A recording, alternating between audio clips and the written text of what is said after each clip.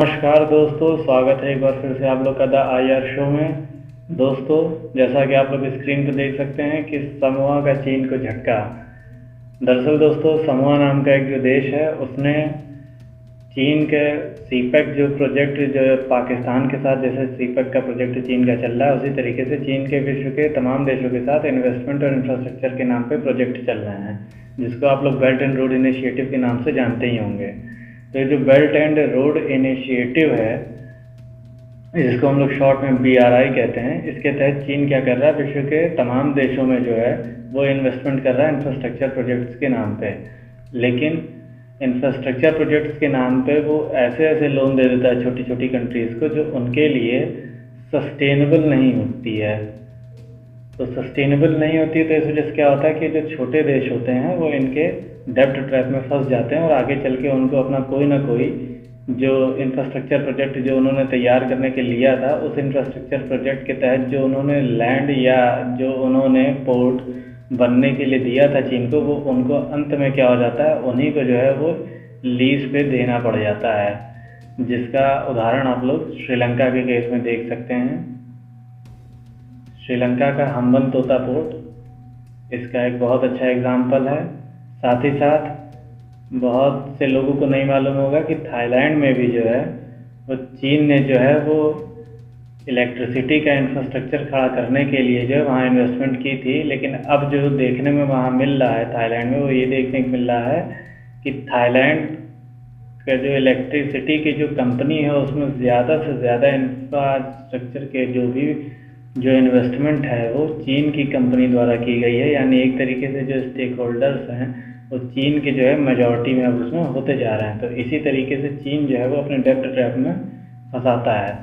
तो इस जो आप पिक्चर है इसमें आप देख सकते हैं जो एक डॉट बना हुआ है, मैं इसको सर्किल कर रहा हूँ। ये जो डॉट है, यही डॉट जो है आपको समोआ देश की जो है लोकेशन बता रहा है, जो कि साउथ पैसिफिक के पास में है। और ये जो आप पूरा एरिया देख रहे हैं ये ओशेनिया कहलाता है, इसी में जो है ये भी आ रहा है। तो दोस्तों चलिए इसके बारे में हम लोग अपना जो डिस्कशन है उसको आगे बढ़ाते हैं।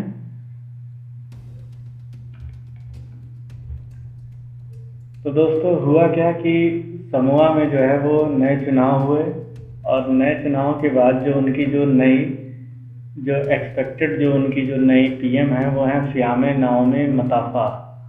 ये पहली जो है फीमेल प्राइम मिनिस्टर होंगी और ये प्राइम मिनिस्टर बनने वाली हैं क्योंकि इनके जो इलेक्शन का जो रिज़ल्ट है उसको डिस्प्यूटेड करके जो इनकी जो अपोजिट पार्टी थी उसने सुप्रीम कोर्ट में वहाँ की केस कर रखा है।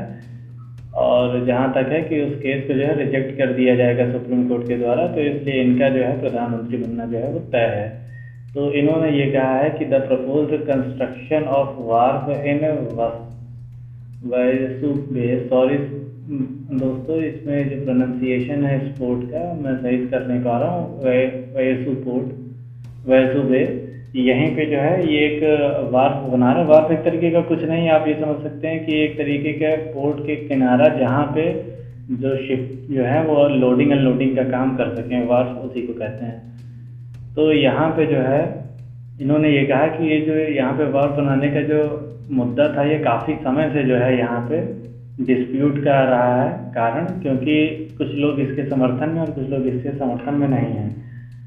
दोस्तों जैसा कि आप जानते हैं कि ये साउथ पैसिफिक में है और साउथ पैसिफिक का जो एरिया है वो डोमिनेटेड है USA द्वारा प्लस USA की जो एलाइज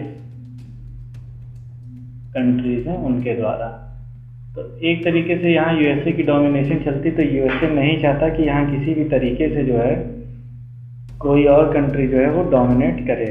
तो इसलिए जो है USA ने यहाँ पे पॉलिटिकल प्रेशर भी बनाया और डिप्लोमेटिक प्रेशर भी बनाया और साथ ही साथ इनको अवेयर भी किया चीन के डेब्ट ट्रैप के बारे में कि चीन ने जहाँ जहाँ डेब्ट दिया है छोटी छोटी कंट्रीज़ को, वहाँ वहाँ उसने उनको अपना जो है वो डेटर बना लिया। और उस डेटर के एवज में उन्होंने क्या किया, अपने लोन वापसी के लिए उन्होंने उनकी उस प्रॉपर्टी को ही लीज पे ले लिया और वहाँ पे अपने जो मिलिट्री बेस हैं वो बनाए हैं। तो इसलिए जो है माना जा रहा है कि अमेरिका के समझाने की वजह से भी हो सकता है कि जो वहाँ की जो नई बनने वाली फियामे नाओमी मोतफा, जो वहाँ की नई प्राइम मिनिस्टर बनेंगी, जो कि पहली महिला प्राइम मिनिस्टर होंगी वहाँ की, वो इस प्रोजेक्ट को लेके उन्होंने रिजेक्ट करने के संकेत दे दिए हैं। तो इससे एक हम लोग ये भी देख सकते हैं कि ये एक यूएसए की डिप्लोमेसी की जीत है। साथ ही साथ वहाँ की जो प्राइम मिनिस्टर हैं, उन्होंने अपने एक स्टेटमेंट से ये भी जाहिर करने की कोशिश की कि वो किसी की साइड नहीं ले रही। The level of indefiniteness of our government to the government of China was a pressing issue for our voters. यानी इससे उन्होंने नेशनल इंटरेस्ट दिखाने की कोशिश की। और दूसरी बात इन्होंने ये कही कि हर government would maintain good relation with both China and United States. यानी इन्होंने यहाँ पे बैलेंसिंग एक स्टेटमेंट दी, जिससे मतलब इन्होंने ये बताने की कोशिश की कि हमारा उद्देश्य किसी के सेंटिमेंट्स को हर्ट करना नहीं है, बल्कि चाइना या यूएस से दोनों के साथ ही हमारे रिलेशंस को अच्छा चलाना है। लेकिन बैक ऑफ द चैनल की बात यह है कि वो यूएसए को ज़्यादा नाराज़ नहीं कर सकती थी। उसका कारण मैं आपको आगे बताऊंगा।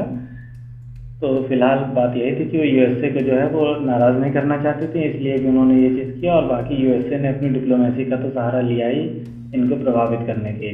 अब यूएसए के एलिगेशंस क्या थे चाइना को लेके इसके ऊपर, कि जो चाइना है वो क्या कर रहा है कि वो अपने लोन्स को एक्सटेंड कर रहा है गरीब देशों के इंफ्रास्ट्रक्चर प्रोजेक्ट्स पे, और उनको ऐसे लोन देता है जो कि अनसस्टेनेबल होते हैं। अनसस्टेनेबल का मतलब क्या है, जिनको वो लौटा ही ना सकें। क्योंकि अगर छोटी कंट्री होगी उसके ऊपर अगर लोन बहुत ज़्यादा बड़ा होगा तो दे ही नहीं पाएगा। जैसे आप यहाँ देख भी सकते हैं कि China is the single largest creditor in Samoa. यानी सबसे बड़ा जो उनकी जो क्रेडिटर है समोआ का, या जिसको लेनदार कहते हैं हिंदी में, जो उनका सबसे बड़ा कौन है, चाइना है। और समोआ की पॉपुलेशन कितनी है, 2 लाख की। आप समझ सकते हैं कितनी छोटी कंट्री है। साथ ही साथ इनका जो समोआ का जो 40% का जो लोन है, मतलब टोटल जो इनका एक्सटर्नल डेब्ट है उसका 40% या $160 मिलियन। यानी आप सोचिए कि $100 मिलियन का प्रोजेक्ट था जिसको रिजेक्ट करने जा रहा है, और $160 मिलियन का लोन ऑलरेडी है इनके ऊपर। तो यानी 100 मिलियन लेने के बाद इनके ऊपर $260 मिलियन का लोन हो जाता। तो आप समझिए कि ऑलमोस्ट ये कितना हो जाता, मतलब 60-70% हो जाता है एक्सटर्नल डेब्ट का। तो जहाँ तक है ये भी इसको वापस ना कर पाते, और फिर अंत में ये भी चाइना के जो फेमस डेब्ट ट्रैप है उसमें फंस जाते हैं।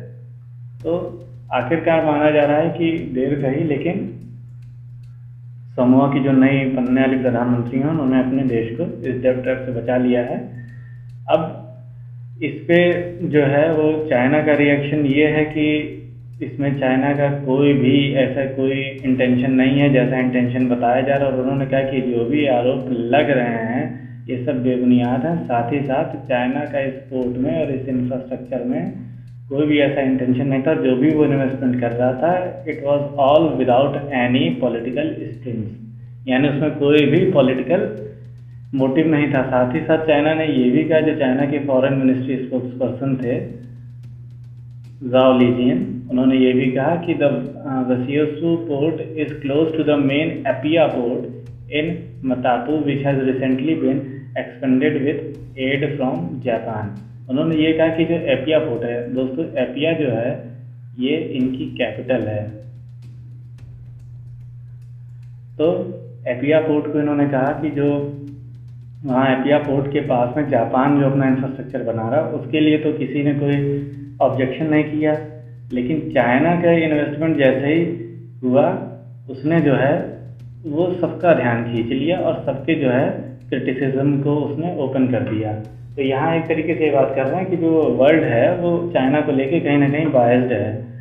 तो अब ये था सारी बातें। अब इसके बाद आप लोग एक और थ्योरी देख लीजिए जिसको कहा जाता है द स्ट्रिंग ऑफ पल्स।